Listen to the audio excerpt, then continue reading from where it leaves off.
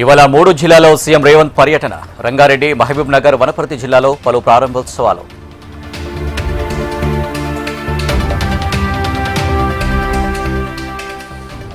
ఇవాళ ఎన్టీఆర్ జిల్లా ఇబ్రహీంపట్నంలో సీఎం చంద్రబాబు పర్యటన. కృష్ణా గోదావరి పవిత్ర సంగమం దగ్గర జలహారతి ఇవ్వనున్న సీఎం.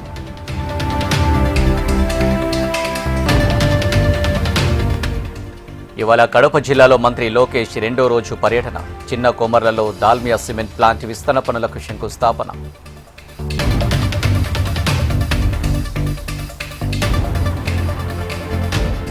ఇవాళ కిర్లంపూడిలో కాపు ఉద్యమ నేత ముద్రగడ అంత్యక్రియలు. ముద్రగడ మృతి పట్ల రాజకీయ ప్రముఖుల సంతాపం.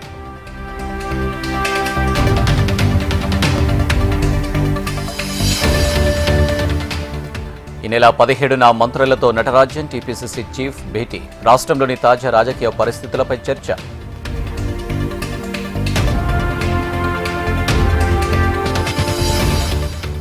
సాధ్యమైనంత త్వరగా మల్లమ్మకుంట రిజర్వాయర్ పూర్తి చేస్తాం. గద్వాల జిల్లా జూలేకల్లో 33/11 విద్యుత్ సబ్స్టేషన్ ప్రారంభించిన బట్టి.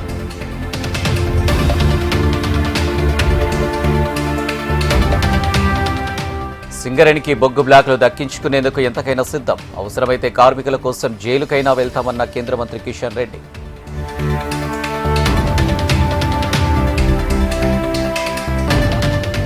హైదరాబాద్లో ఎస్ఐఆర్ ప్రక్రియ గడువు పొడిగించాలి. రాష్ట్ర ఎన్నికల ప్రధానాధికారి సుదర్శన్ రెడ్డికి మంత్రి పొన్నం వినతి పత్రం.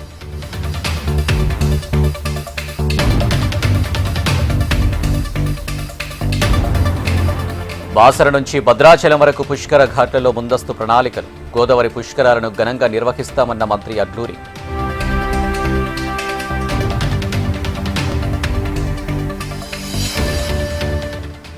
పోలీసుల తప్పిదంతోనే షాబాద్లో 6గురి హత్య. రాష్ట్రంలో మహిళల భద్రతకు ముప్పు ఏర్పడుతుందన్న విజయశాంతి.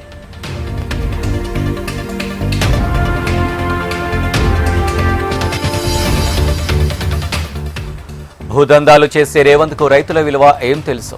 కాంగ్రెస్కు ఓటేయడమే రైతులు చేసిన పాపమా అంటూ నిలదీసిన Kaushik Reddy.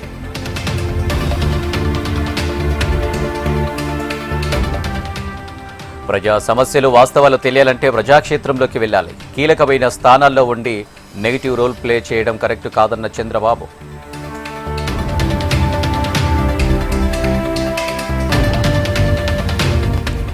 Real time governance పై సీఎం చంద్రబాబు సమీక్ష. దేవాదాయ, ఆర్టీసీ, రవాణా, ఫైర్ శాఖలపై అధికారులతో రివ్యూ.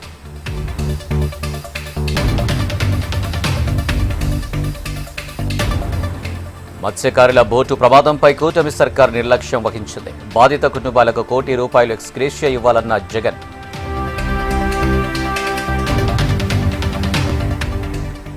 మత్స్యకారుల గురించి మాట్లాడే హక్కు జగన్కు లేదు. గతంలో 275 మంది మత్స్యకారులు చనిపోతే ఏమైపోయారన్న అచ్చెన్న.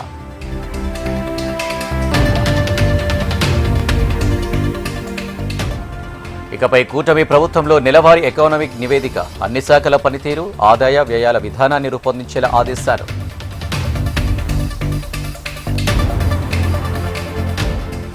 ఆల్వార్ ట్యాంకు సమీపంలో శాశ్వత షెల్టర్ల నిర్మాణం. టీటీడీ బోర్డు సమావేశంలో 72 అంశాలపై చర్చ.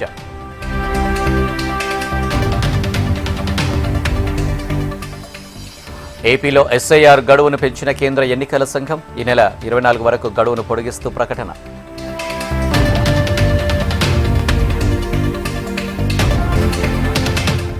సంగారెడ్డి జిల్లా శివంపేట దగ్గర బొలెరో వాహనంలో మంటలు. స్వల్ప గాయాలతో బయటపడ్డ డ్రైవర్, క్లీనర్.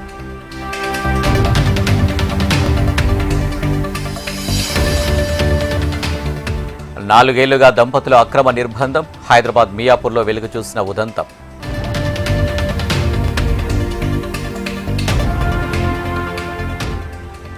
తెలంగాణలో భానుడి బగబగలు. ఎల్నినో ఎఫెక్ట్తో రోజురోజుకు పెరిగిపోతున్న ఉష్ణోగ్రతలు.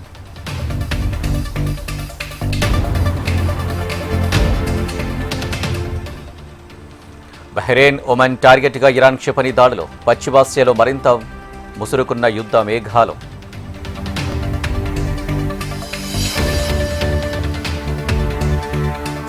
పీఓకేలో మరోసారి తీవ్ర ఉద్రిక్తత పరిస్థితులు. రావల్కోట్లో పాక్ భద్రతా బలగాల కాల్పులు. 6గురు మృతి.